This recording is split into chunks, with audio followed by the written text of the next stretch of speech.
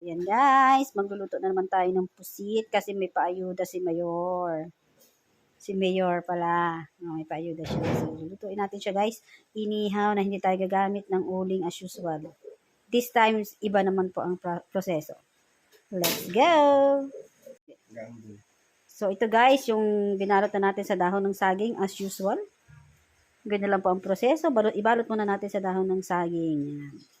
Dito naman guys, painitin natin ang kawali. So, dito natin naman siya guys, iihawin dahil maulan at basa ang mga kahoy, wala rin kaming uling sa gasol. So, pag sa gasol po, hindi natin kailangan ng mantika.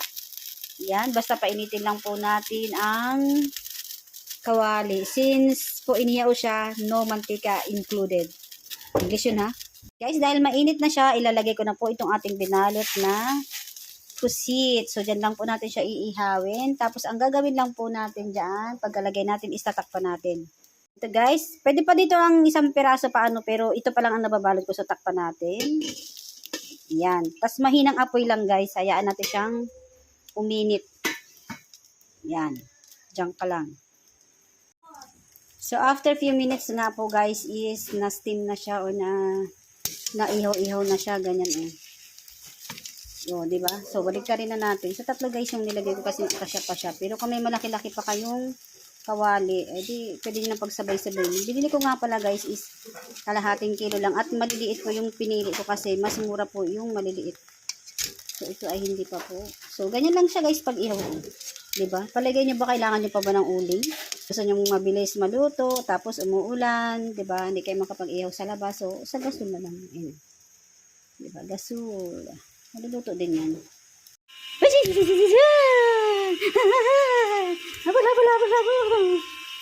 Habang nag-iintay tayo ng ating iihaw na pusit, inilaro ko muna ito si kailangan patulog ka na lang Obi. Talaga naman panay ang papansin po sa atin.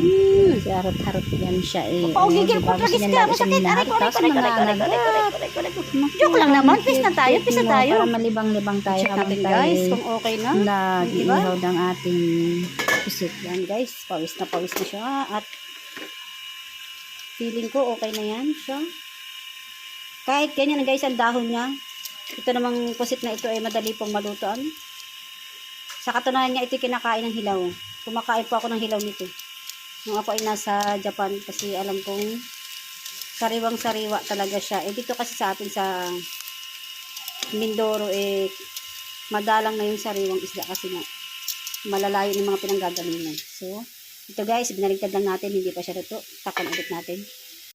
So, yan na nga guys. Hinahan ko na siya, hindi ko na nabidyohan. Tapos isusunod ko na yung ginisang ampalaya. Ayan guys, luto na nga po ang ating ginisang ampalaya. Nakaterno ng ating inihaw na pusit. So dito naman guys, ay habang nagmamarites kami ni kapatid, inaalis ko na nga po itong pusit sa ating dahon ng saging. Ayan. So guys, kanina nung kinain ko siya, hindi siya ganon kasarap at kalinamnam kasi hindi na po sariwa yung isda. So, yan na siya guys. Anong nabalatan.